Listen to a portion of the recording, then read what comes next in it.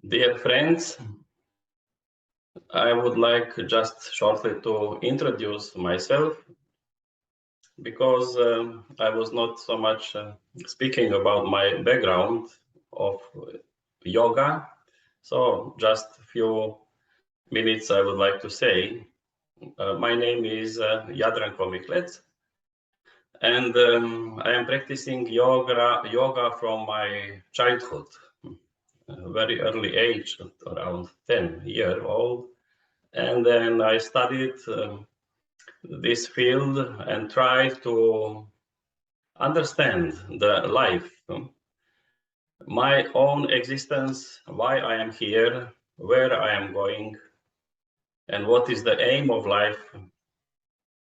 So this was leading me to research in that field, in the Eastern philosophy and the practices like martial arts also, which was available at that time in my area, and also yoga related to the teaching of Maharishi Swami Demurti, one great Himalayan master of yoga,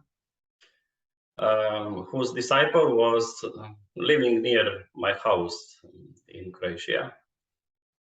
So as a children, we practiced with him, and like this, it brought me to start with practice more and more. And then I started to look for some practical methods for meditation. And I started when I was 16 years age with a Transcendental Meditation from Maharishi Mahesh Yogi. And at that moment, somehow I recognized that some of my thinking about life is in some way, I recognized this in the teaching of Maharishi Mahesh Yogi. So then I wanted to learn from him more and more, and from his wisdom. In that sense, I stayed connected with Maharishi Mahesh Yogi many years, and learning also TMCD program and other practices which he was teaching, and Maharishi's Vedic science, and about Ayurveda and the different aspects of the teaching from the Vedas. And in that sense, I was recognizing the greatness of the teaching of Maharishi Mahesh Yogi because of his clarity of expressions, which he was able to convey this ancient wisdom, Vedic wisdom, which is expressed in the Sanskrit language, and for many people not understandable, but he managed to transfer this knowledge into the modern language of the modern science. And even the ancient wisdom of all the aspects of Vedic literature, which I found later understanding in Sanskrit, like Sankhya and yoga and teaching of Maharishi Patanjali of Yoga Sutras, and the Vedas, different aspects of the Vedas.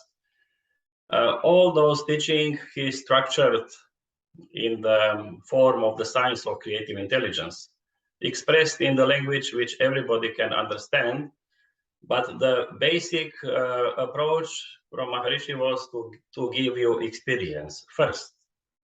First experience of the field of your own consciousness, which is the source not only of our own life and goal of the search of our own life, but it is the source and the goal for the universal life.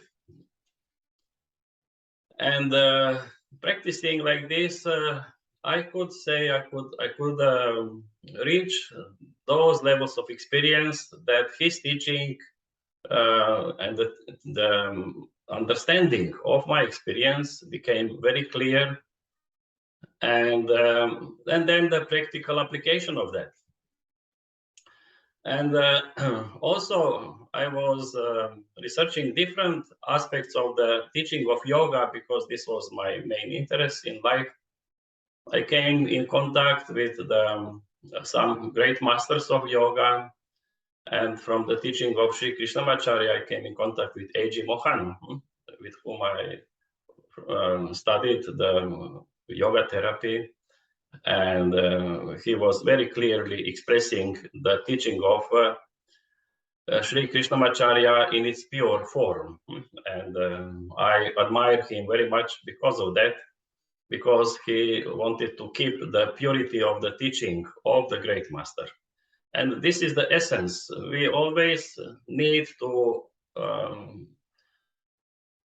respect the teaching of the masters, because they understand each other from the level of their consciousness, and they are expressing the same knowledge but in a different language according to the field to which they were applying the knowledge of yoga.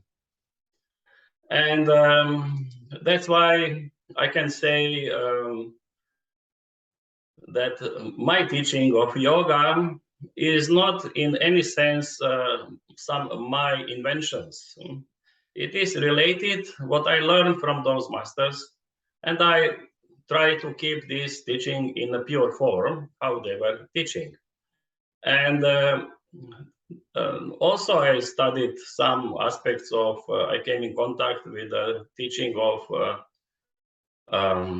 Tantra Loka from Abhinavagupta and Vijnana Bhairava from Swami Lakshmanju, and the teaching of Kriya Yoga from Mahavatar Babaji, and the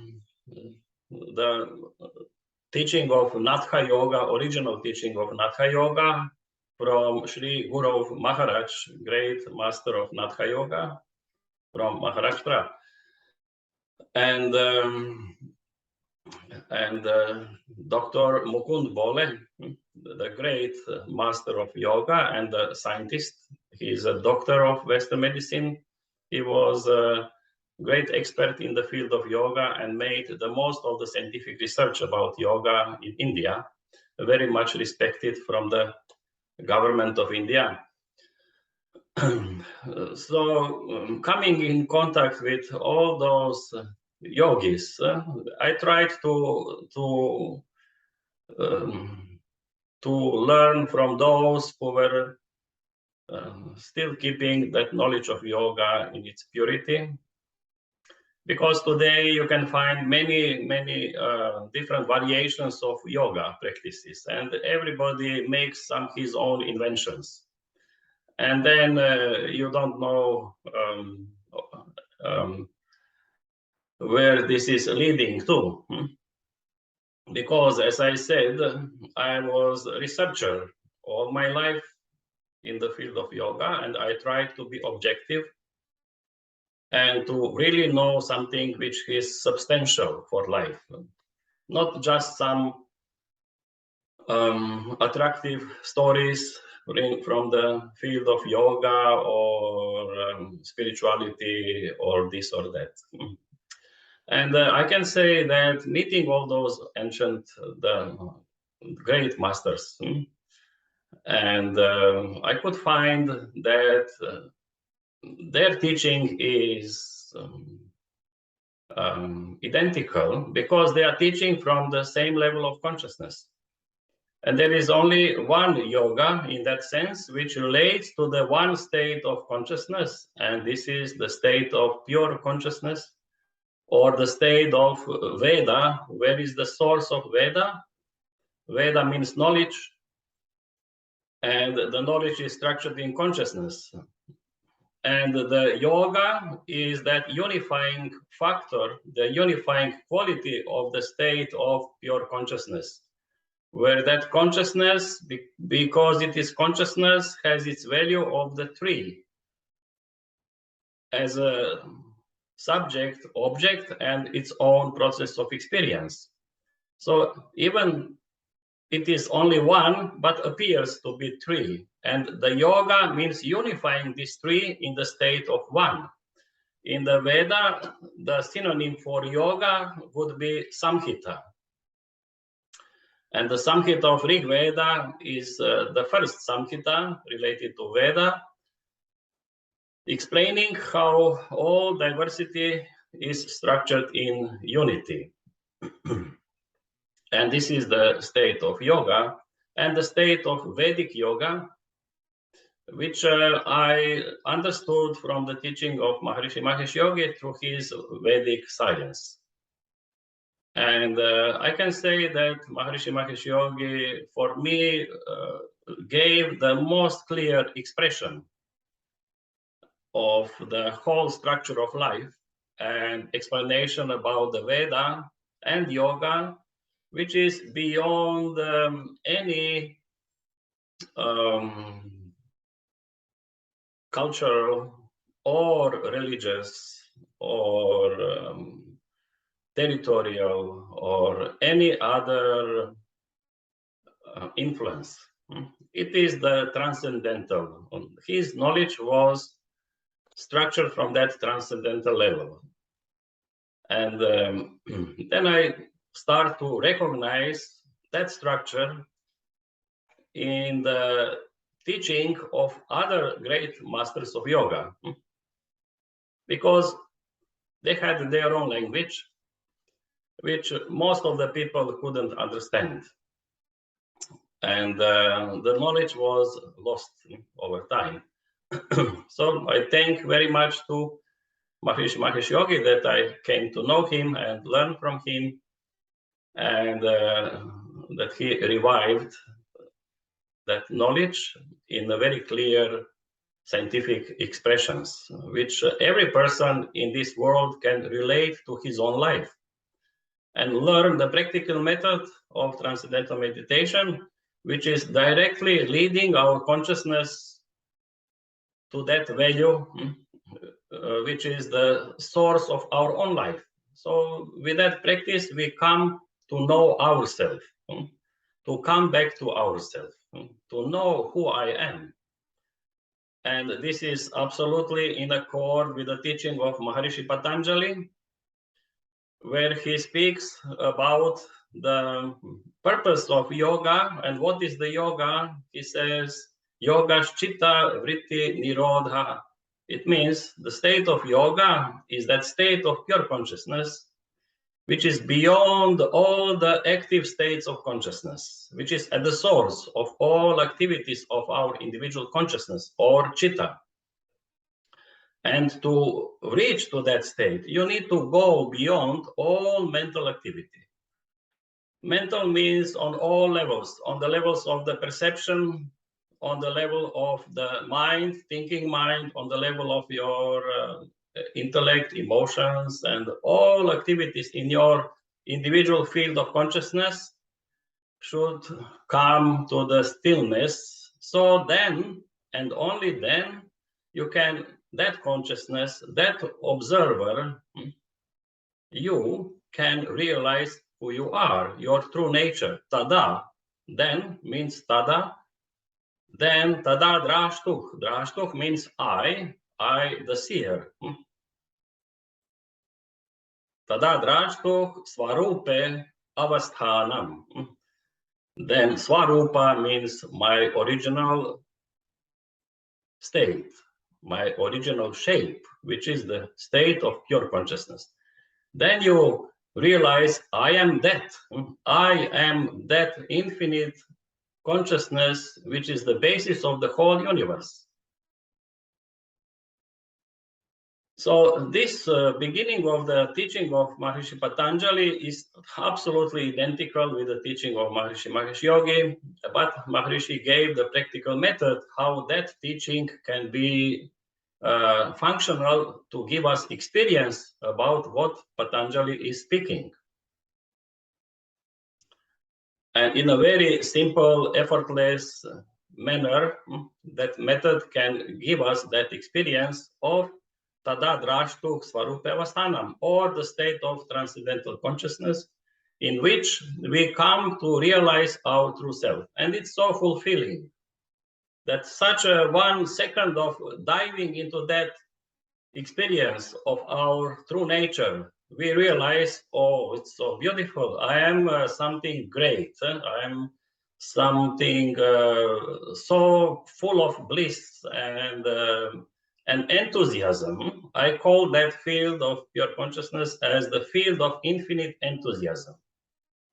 Whatever comes in your life, and if any difficulties are there, disappointments or struggle or difficulties, 1 second of the dive into that field within yourself will wash all these problems and will generate such enthusiasm for life and beautiful feeling that you will be renewed as a child, newborn child, rejoicing everything with what is there in the life.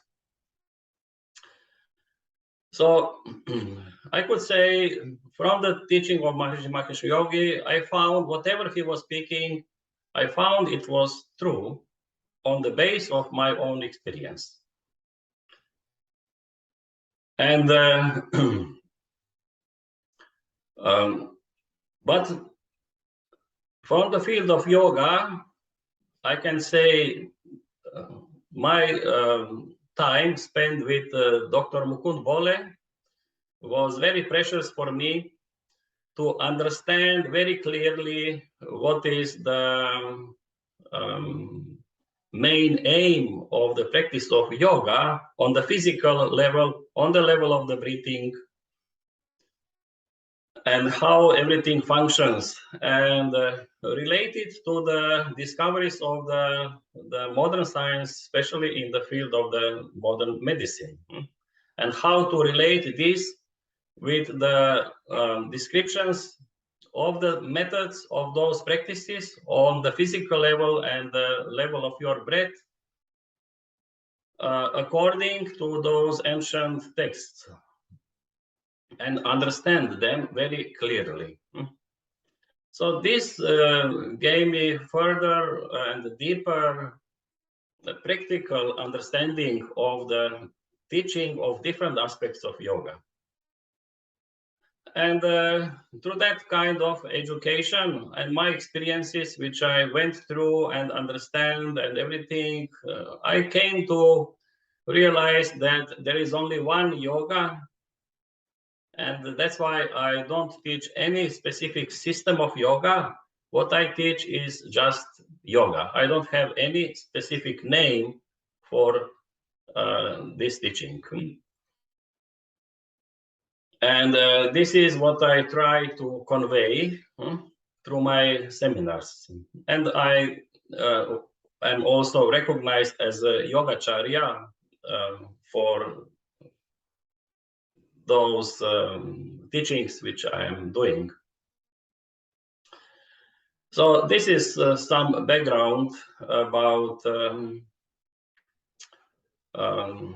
teaching, in which way I present yoga. And I try to be very realistic in that teaching and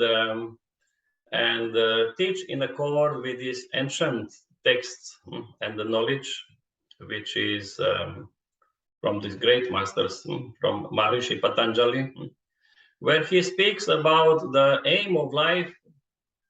And it's very important that we gain proper knowledge in the life related to any aspect of our life. And the proper knowledge, or the correct knowledge, he is calling pramana. Pramana means proper measure. A proper measure. If you have a proper measure, then you can do something in your life. If you don't have proper measure, then everything goes wrong. For the proper action, you need to have proper measure and proper understanding, and then proper action. And then this gives some fulfillment and purpose, fulfilling the purpose of life. So the pramana means the proper knowledge. And he says that of what it is consisting, the proper knowledge or pramana. It is consisting of the three aspects of pratyaksha. Anumana, and Agamaha. So pratyaksha means direct experience. Prati, aksha. Aksha means the eye, and prati means what is in front of your eyes. So what is in front of your eyes means what is obvious, what is cognized directly. Direct experience is the first aspect on which the proper knowledge is based. So first is the experience. And that experience should be direct, not in a sense of creating some imaginary structures in your mind, some imaginations, vikalpas, or any other kind of visualizations or anything. That's why the practice of yoga is based on direct experience, not on the visualizations or imaginations. And very clearly I understood that all these teachings, which are in the field of yoga, which is asking from you to do different kind of imaginations of some energy centers in your body. They call this the chakras, or the nadis, or the prana, or the any kind of the subtle levels of our existence that you try to visualize with certain symbolism and everything. It's not the practice of yoga according to Maharshi Patanjali, because it should be direct experience. So if you want to understand better the subtle levels of your own life, not only this physical body, but the structure of the energy body, the pranamaya kosha, then you need to come through the proper practice and proper guidance to have experience of pranamaya kosha, direct experience, and have direct experience of that energy level and energy centers, or the energy which we call prana, or which we call vayu. And so on that basis, I'm teaching yoga first, allowing people to get direct experience, not leading them to imagination, because, or giving some suggestions. Now you feel this, you feel the light, you feel that, you feel the chakras, you feel whatever. This is guided suggestions. And guided suggestions is leading to the hypnotic state, which is not the state of yoga. You can feel very nice under that hypnotic condition, and you can really start experiencing what somebody is suggesting you. But this is not reality of life. So that's why the yoga practice is not guided suggestion. It is the guided instruction. So the teacher should only give to the student the place where he should keep the attention, his awareness, or the desha. It is called, in Patanjali is calling desha. Desha means the place. On which place you put your awareness. You become aware of which aspect of your body. And then you experience, you have direct experience. Whatever you experience, doesn't matter. But you must have your realistic, direct experience. And this is the basis that you can understand your own experience. This is anumana. So what is giving us ability for experience is the manas. Manas, which operates through the jnanindriyas or through the sense organs. And then the manas is getting informations, the experience. And then those informations, those experiences, you are understanding by your buddhi or your intellect. This is the function of the buddhi or intellect. You understand your own experience. for that you can get understanding of your own experience, you need to remain connected with the level of experience for some longer period. Then you can start understanding the nature of that experience.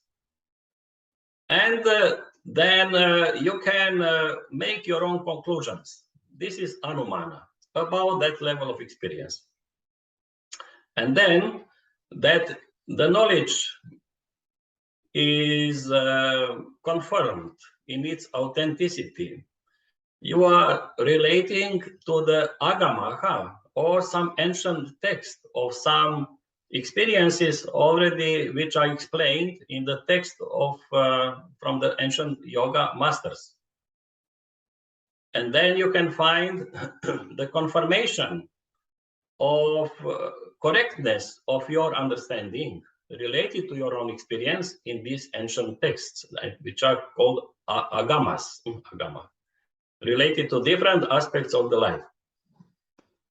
Then the knowledge is complete.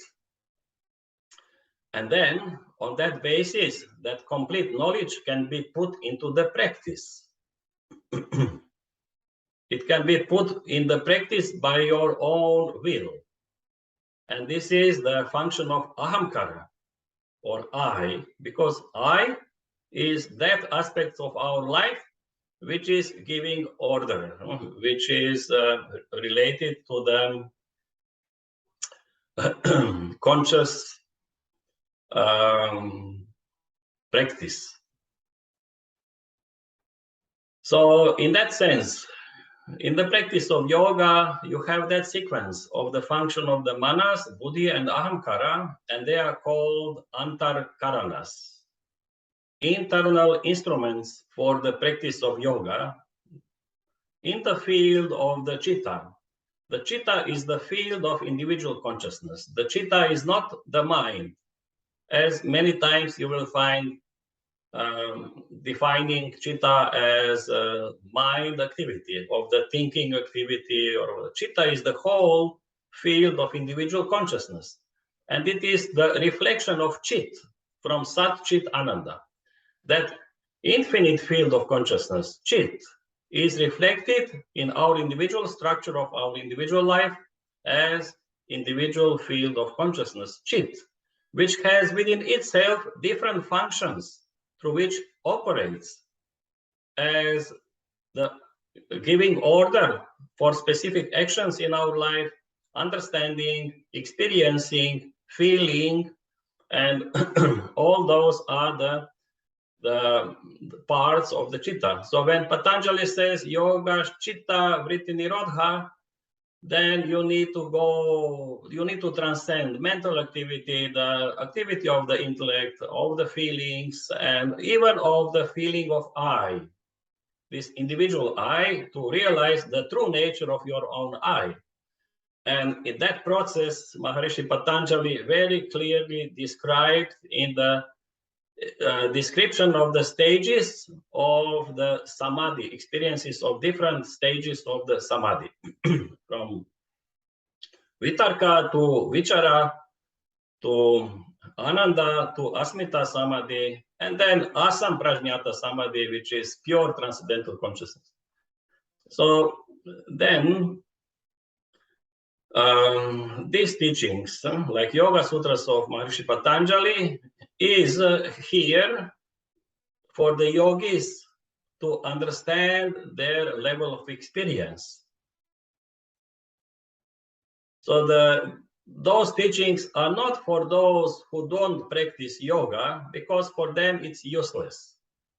For those who don't have experience, it is useless. Also, the study about Veda, it's useless for those who don't have experience of the field of where Veda is. And Veda, where it is, Maharishi Mahesh Yogi clearly gave the knowledge about that, relating Veda to the state of pure consciousness, where one sentence from Rig Veda says, Richo Akshare Parame Vyoman, Yasmin Deva Adhi Vishve Nishedu.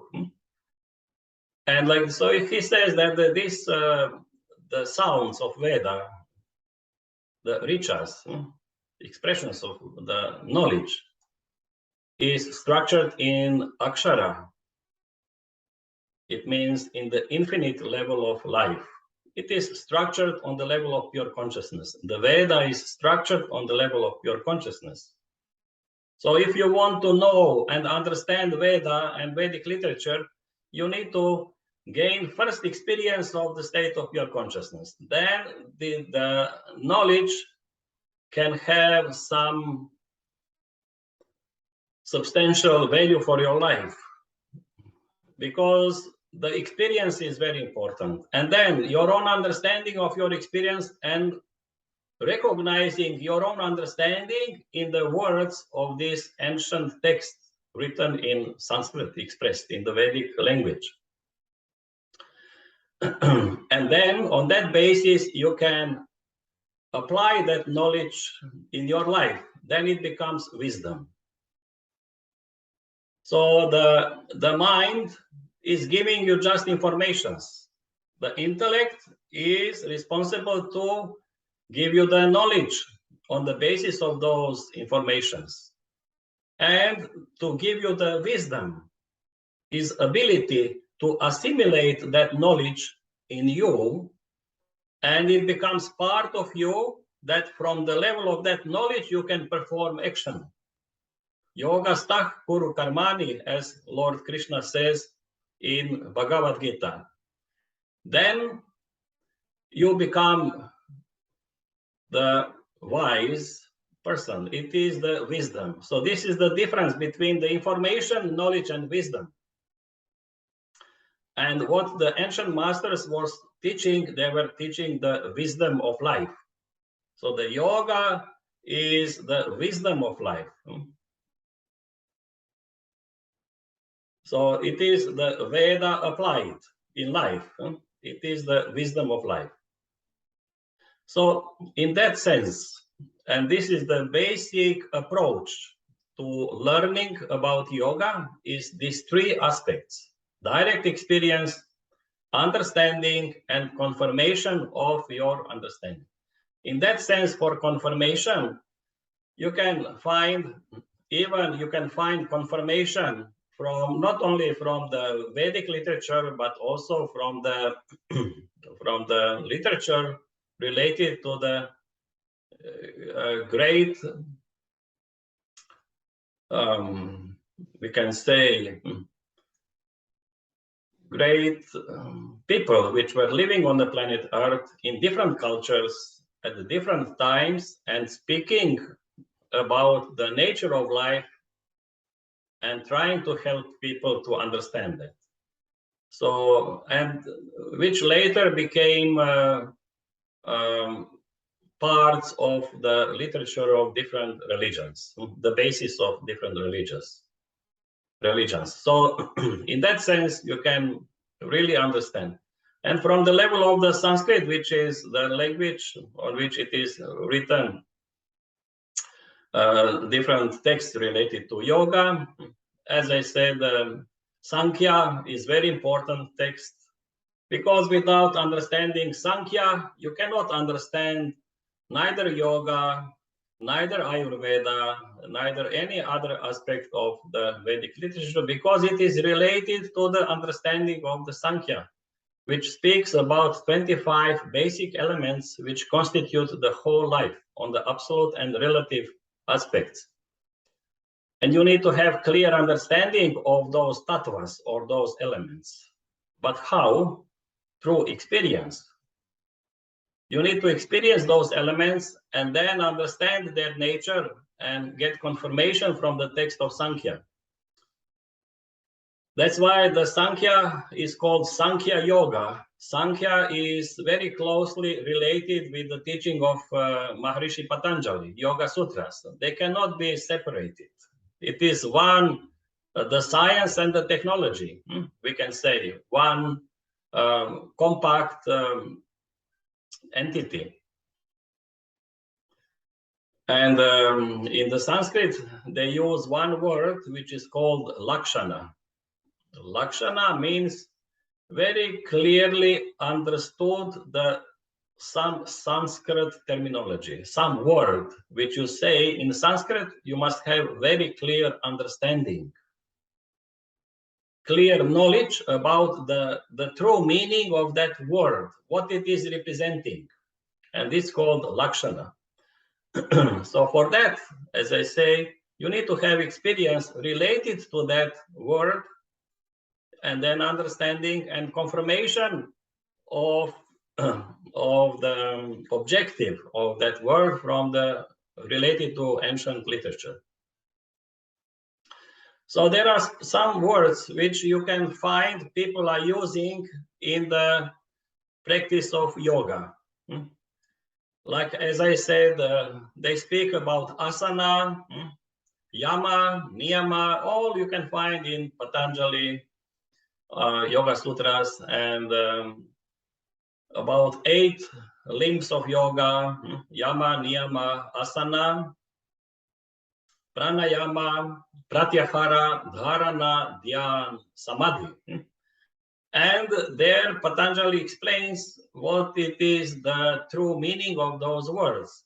But without experience, you cannot grasp the true meaning of those words. And it can be just some attempt to understand this from the translation level. And usually today I found that people are trying to give meaning to some of words like that, like pranayama, without really understanding the nature of the language or the Sanskrit grammar, Vyakaran, Nirukta, Chandas, Jyotish, Kalpam, the Vedangas. Without understanding the Vedangas, you cannot understand the structure of the Vedic word or the Sanskrit expression. So then they try to understand pranayama as a combining of prana and yama, and that it is yama, they say, like control of the prana, that you are able to control the function of the prana. But from the grammar point of view, this is impossible to divide that word in that sense, if you know something about Sanskrit grammar. So you can divide like prana and ayama. Prana and ayama. The prana means life energy and ayama expansion. But what does it mean? What is prana? Again, big question mark.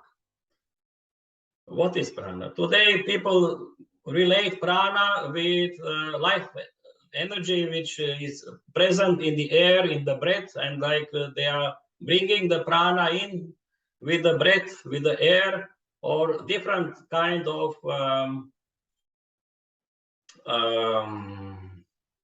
ideas about that, not based on any level of experience or true understanding of that word. That's why many of these things which are practiced today are hanging in the air, because there is no proper understanding of these basic elements on which yoga practice is based. That's why what I wanted to present actually, and from my side to give, is like Dr. Bolle said, ABC of yoga. Maybe this would look to you as a kindergarten yoga, or the yoga of the primary school. But many of people today, they are on the university level of yoga without understanding at all and mastered the primary school, with all those very highly developed concepts related to yoga and all kind of yogas. Today you have hundreds and hundreds different systems of yoga related to different kind of the practices. But I just want to remind that we need to start from a clear understanding what we really understand. So we should not be happy with some concepts which somebody is telling us, and we think we understand this, and then we are further repeating those concepts, but without any real neither experience and neither proper understanding of what we are speaking about. So whatever we speak, it should be based on the true knowledge. And in that sense, I just want to start from some basic thing as a A of yoga, the A. And the basic thing is first experience. And what is our experience in life? Even without meditation, without doing yoga or anything in that sense, just normal, with eyes open, the experience of life is that life is. Life is. We are here on the physical level with this physical body also. We are on the mental level. We are on the emotional level. Everything around us is there. The trees, the animals, the stars, the planets, everything has its existence. So the one conclusion, so this is our experience. Experience is that existence is. It is there. And this is the pratyaksha. With open eyes, in front of your eyes, you can confirm this. And then your understanding is that the existence is. It has its real fact. And then the other thing is that that existence is expressing some value of life. It means that some movement is there. On the physical level, we see that everything is moving.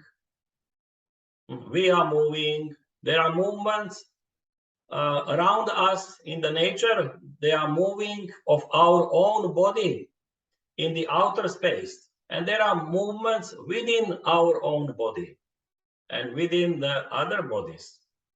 So those movements means there is some life. The movement is related with the life. If we see something what is existing and has no movement, we say this is death. There is no life there. So the life is characterized by the movement. And this is also our direct experience. We see that the universe is pulsating, moving, the stars, the solar system, the planet Earth, and everything is having some kind of the movements, the process of growing of the plants and the trees, and our own life, we are in the state of the movement.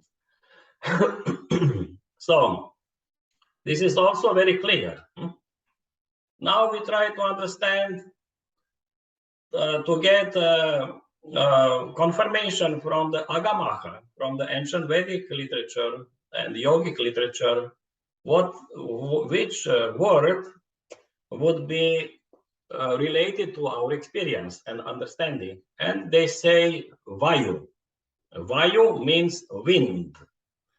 The air is there, but it can be static. Air in the static condition. But wind is the air in the moving condition. So the Vayu means movement, the movement. And then this is actually one expression of the life. We can say for the movement, there is a need for some energy which is causing the movement. So we can say the Vayu is that life energy which is causing the movement of different aspects in the physical level of our life, which we are conscious of. And we see that our life, our own body, is has its existence in the outer space and has also its inner space. So from the outer side of the skin, you will find the outer space, the space they called Akasha. Akasha means space. Without Akasha, life is not possible. So there must be some space in which the life will be manifested as a movement. And this is the air in the moving way, the space, movement in the space. And it's Vayu. Without Vayu, the life is not possible. So then we have Bahya, means outer, Bahya Akasha. This is the space which is from the outer side of our skin, related to the infinite space of the universe, outside of our skin. And there is Antarakasha, the inner space. This is from the inner side of your skin, internal space of your own body.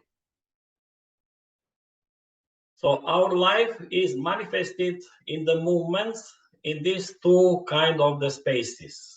In the outer space, you are able to move like walking, running, swimming, all kind of the locomotor activity. With any part of your body, you can initiate the movement in the outer space. And this is the life energy, which is causing, or we can say neuromuscular energy. Neuromuscular energy, because the movement of our body in the outer space is related with the muscles. The muscles are causing the skeleton to move and the space, through the space. So the locomotor system has that value and its function in the outer space to give us ability to move through that outer space, to reach some destination. And in the Sanskrit language, it is called Vyana Vayu. Vyana means covering the whole body, because the movement can be initiated from any part of the body to move in the outer space, to move your body in the outer, the head, neck, the shoulders, the whole body. And then this is causing, this movement in the outer space is causing the movement in the internal space in relation to stimulate the circulation of different liquids in your body. So for that, the Vyana Vayu is responsible. And then Udana Vayu. Udana Vayu means the neuromuscular activity which is related to ability of your body to move upwards, to jump up, or to keep your body upwards, not to fall down under the force and pressure of the force of gravity. So it is the anti-gravity force which is keeping your body upright. And that Ud means up, moving up. So they call this Udana Vayu. And then Samana Vayu, it is related with the balance of your body, balancing in the outer space. And Sama means the balance. And in the internal space means balancing the proper function of your digestion. So these three Vayus, Vyana Vayu, Udana Vayu, and Samana Vayu, they have their own seat from where they are operating, and direction in which they are, it is guided, that physical movement, in which direction. Vyana Vayu can be guided to any direction, to all directions. That's why the seed is the whole surface, the whole field of your body. Udana Vayu, the seed is in the throat. Direction is moving upwards, and expressions, expressing your life. That's why the speech is the instrument for creating expression, movement from in to outside and upwards. So the speech should be also uplifting. Then it is in accord with the function of the Udana Vayu. And when the people are having uplifting speech, they keep upright and moving up. Even on the mental level, Udana means enthusiasm, movement to the higher thoughts, higher values of life to consider. Enthusiasm. So these three Vayus, Vyana Vayu, Udana, and Samana Vayu, the center is the navel, because the navel is the center of the body, the balancing point of the whole body. So in the outer space, what you can do with your body, which kind of movements? You can do balancing, you can do moving upwards and moving to all directions through the locomotor system. And this is all what you can do. The yogis just gave expression in the Sanskrit words. So this is the lakshana for those words. But then there are the movements inside the body related to the function of internal organs, which are the basic life-sustaining organs for your own life. And what is the nature of those movements? Is expansion and retraction. Your heart is pulsating, expanding, retracting. All internal organs, your lungs, your kidneys, your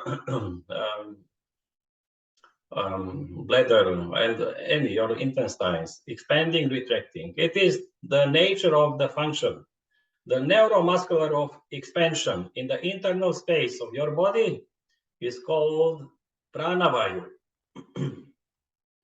Because expansion is causing that something can enter into your body. And the neuromuscular activity of retraction in the internal space is called apanavayu, because it can eliminate something from your body. So expansion is related to receiving, and retraction is related to expelling something from your own body.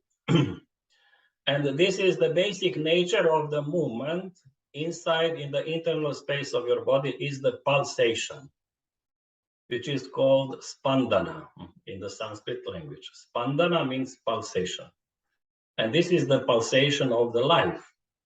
That's why if you want to see if somebody is alive, even he don't do outer movements, but he must have some inner movements. He must have some pulsation. Whether the breath is there pulsating, that expansion, retraction of your torso related to the breathing, or it is pulsating your heart, and you can find the nature of pulsation on the putting the fingers on some blood vessels on your body. So this is this two. And this is all what is there, nothing more. That's why the yoga is very clear, and those masters were very clear. They said there is only 5 kinds of the vayus, 5 kinds of the neuromuscular activities, which is causing 5 kinds of the movements related to your body, outer movements and inner movements. And those inner movements, we are not educated in the school. You are educated in the school in the outer movements. In the primary school, you learn gymnastics, how you bend, how you run, how you swim, and everything, jump up. And this is the sport education, which is teaching you how to use your ability to move, your life energy for movement to achieve some outer results. Who will be running faster, who will be jump higher, who will have better balance. So this is the nature. And this we were trained from childhood. But nobody was teaching us about these internal movements which has no outer purpose. It has only the purpose to maintain you alive. And this is the function of Prana Vayu and Apana Vayu. And this is the main focus of the practice of yoga, that you master, that you first have direct experience of the function of Prana and Apana Vayu inside your body, that you diagnose what is the characteristic of that activity inside your body, and then that you understand how this is very vital for the health of your own body and the normal function. So the teaching of the Prana and Apana Vayu is the first lesson from yoga, that you get experience of the function of Prana and Apana Vayu in your body. Without that, there is no sense of any other practice of yoga. We have experience of the Vayus in the outer field of life and understanding and everything, but we can improve how to move properly, how not to cause injury by the movement and everything. This is also in the field of asana, that you understand some principles of your body, structure of your body, and its ability to move, how to improve the motor abilities, and how to release the tension from the muscles to come to the tonic condition. And but for understanding internal movement, the function of Prana, Apana, Vayu, we need to do some practice for the experience. And this we will do now. As a first lesson about yoga, experiential yoga, or how the Dr. Mukund Bole was calling this method, or Anubhava yoga. Anubhava yoga means experiential yoga. Direct experience of the function of Prana, Apana, Vayu within your own body, not imagination of some life energy is there inside. No, but you can experience its function, which is there already from our birth. It is there, but we didn't connect our awareness with that. And where our awareness is not, there is no conscious experience and no knowledge. For that purpose, now I would like all of you just to, you don't need much space, just to sit comfortably. And one of the aspects related to the function of Prana, Apana, Vayu in our body, with the function of all the life-sustaining activities of our body. We have different systems: endocrine system, cardiovascular system, breathing system, digestive system, and many systems which are guided by the function of Prana, Apana, Vayu. But we'll try to understand which system you can observe its function, which is very much obvious, which you can connect consciously with to have experience. And then which system you can remain connected for some time having that experience. And which system you can influence by your own will, that you can change the pattern of the function of that system. So only that system is conducive for the practice of yoga, because it is in accord with the principle of the function of the three antarkaranas, the manas, the mind having experience of that clear pratyaksha, anumana, remain connected for some time and understand the nature of that activity of the Prana, Apana, Vayu, and agamaka, have confirmation from the ancient knowledge, and ahamkara, being able to make conscious modification of those activities. If you find through your understanding that that activity is not proper, then you can modify it and correct it. And this is the practice of yoga. That's why out of all the systems, there is only one, and this is the breathing system, which is fulfilling these three requirements, that you can have conscious experience, that you can understand, remain connected for a longer time, and that you can modify by your will. So that's why this is the first lesson in yoga where we relate to our own breathing. But breathing on the level of that neuromuscular activity of expansion, retraction. To have a better knowledge about the nature of that activity, we will use the contact of our hands with different parts of our torso.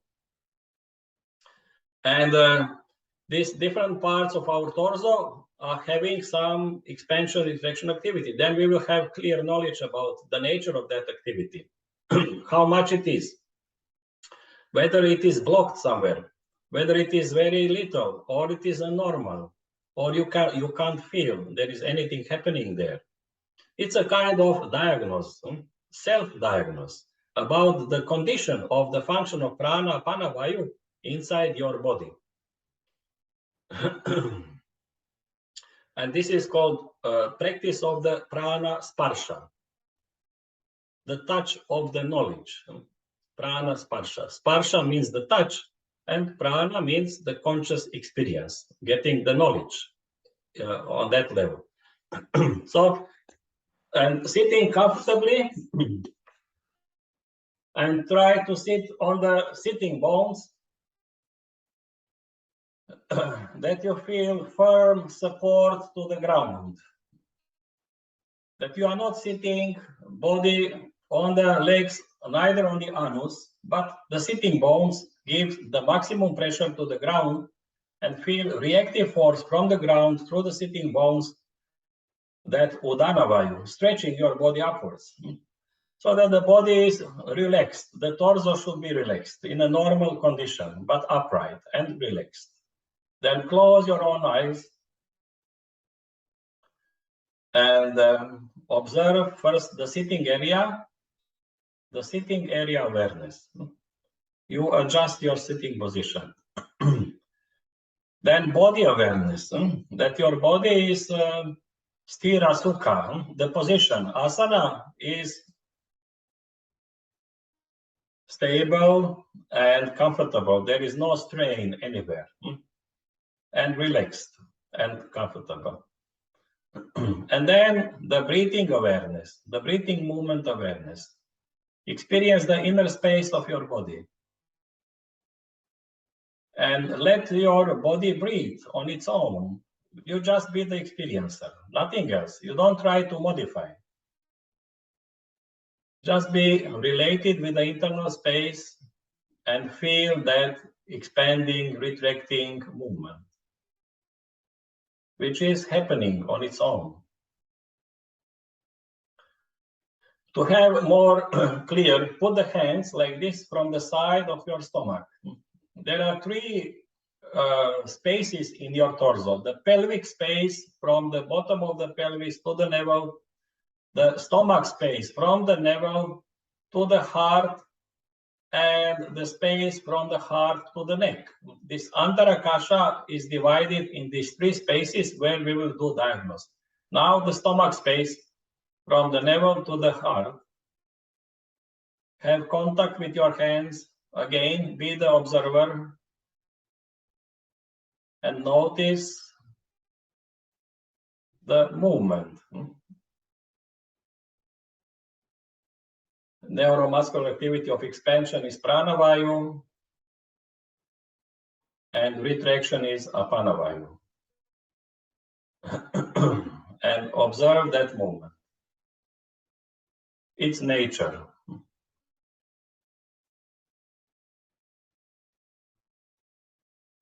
So we are doing pratyaksha and anumana.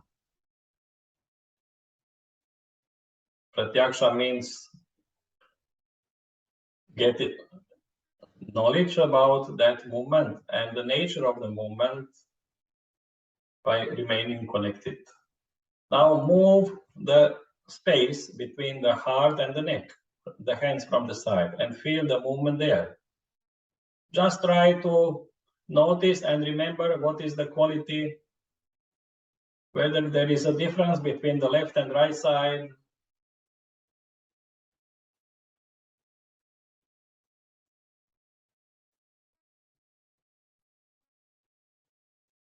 Then go the stomach space. One hand from the front, other from the back.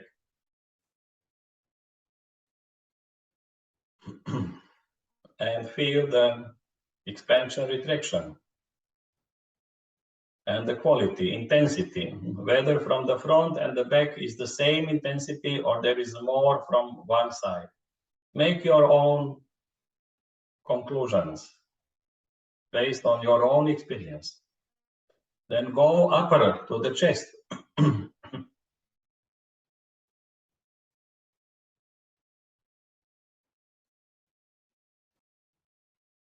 Then go down to the pelvic space. The back hand is in the sacro-lumbar region, the sacral area, and the front below the navel. Then put the hands from the side on the hips here and feel on that level from the side.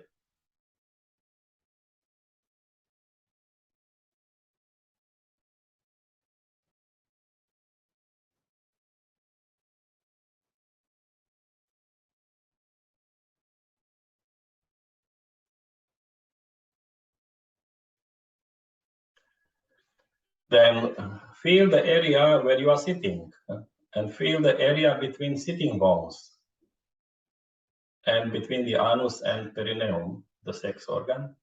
Try to feel the bottom of the pelvis, whether there is some movement there of expanding and retracting related to the breathing.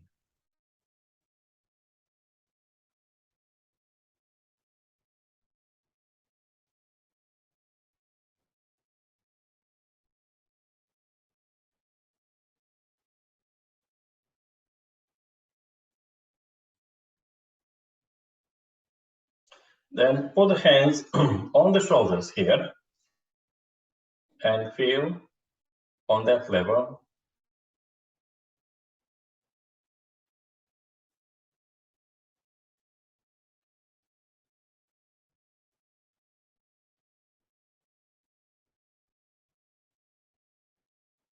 Then on the neck.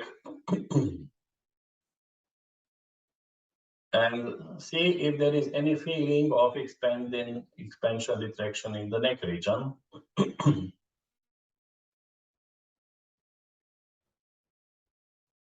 And from the front and the back.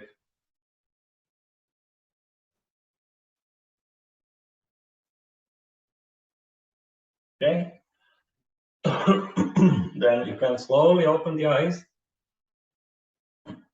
So this was the Pratyaksha, giving you direct experience of the nature of the function of prana, apana, vayu inside your body. We said the vayu is the neuromuscular activity. So you were checking the quality of the neuromuscular activity. And the quality of neuromuscular activity is depending on the quality of the muscles and the function of the nervous system and the state of the nervous system. Because neurotransmitters, activators and inhibitors, they are traveling through the nerves and reaching the muscles to activate them or keep them relaxed so that the movement is possible. And the condition of the muscle, if the muscle is tense, then those neurotransmitters don't have a real effect. The muscle remains frozen, tense, and the movement is not there. So that's why we can say the Vayu is the neurotransmitters are the material expression of the Vayu function in our body, connecting the function of nervous system with the muscles and the skeletal system to cause the movement. So that's why with this practice, you are actually diagnosing the state of the muscles, whether it is, where is the tension in the body and where the movement, the Vayu function is lacking, it's blocked. So in those areas of the body where that life energy is blocked for the life of the physical aspect of the body is causing some problems in those regions of your body. So the purpose of, on that basis, it is structured the practice of asana, that you specific part of your body you stretch where is the tension, so that you can release the tension and normalize the breathing movement in that part of the body, in that position. And this is the Vayu Shuddhi. It's the purification of the function of the Vayu in your body. So this is the second lesson in the practice of yoga, to understand real essence and the purpose of the practice of asana is the Vayu Shuddhi practice. Vayu Shuddhi practice is characterized by the practice of asana and the kriyas. Some specific kriyas to release the tension from the internal structure of the muscles inside your body. Asana is more related with these outer muscles, to work on them. And with the kriyas, you work with the internal muscles also. So I just wanted to give you this clear understanding of the function of the Vayu from the yogic point of view, experiential level, and understanding from the medicine, and also understanding from the yogic literature, which speaks about the lotuses. So the lotus, the concept of Padma or lotus, which is expressed in the yogic different literatures, is describing the nature of that internal function of prana, panavayu, expansion, retraction. Because the lotus is just symbolic expression of that internal functions. Because that flower is opening and closing every day. And it is non-linear activity. It is opening to all sides at the same time and closing from all sides at the same time. So the lotus is not something which is existing in our body, but it is the outer in nature expression which has similar characteristic of activity which we can experience in our own body related to the function of prana, panavayu, expansion and retraction. So it's useless to visualize the lotuses in different levels of the body. It is important to have direct experience, what we were doing, of the nature of that activity on different levels of your body. So you are diagnosing the condition of your own lotuses in the yogic language with this practice, but not through the visualization and trying to imagine opening of the lotus petals and everything. It's a useless practice. So the such things, these concepts, this like lotus and chakra, everything, it is taken from the outer in nature, some activity which yogis wanted to convey and explain to the people what is the nature of activity inside their body, which they had experienced through direct experience. So that's why the chakra is the wheel. So it's moving in around. It is the vortex movement. The vortex it's the internal some experience of internal function of this life energy inside our internal space. But you need to experience that. But for that we will come later. So this was just the some introduction and understanding the basis. Without that understanding, all further practices has no basis. So we need to go step by step. This is, as I said, ABC of yoga. This is the A. And then next meeting we'll go to the B. So thank you very much for listening to me, and I hope it gave you some more perspective on the practice of yoga, and to learn more about that in a practical way of different practices of yoga, asana, pranayama. Like this, you can see the information about the courses which I'm holding on my website, jadrankomiklec.com. I thank you very much and see you next time.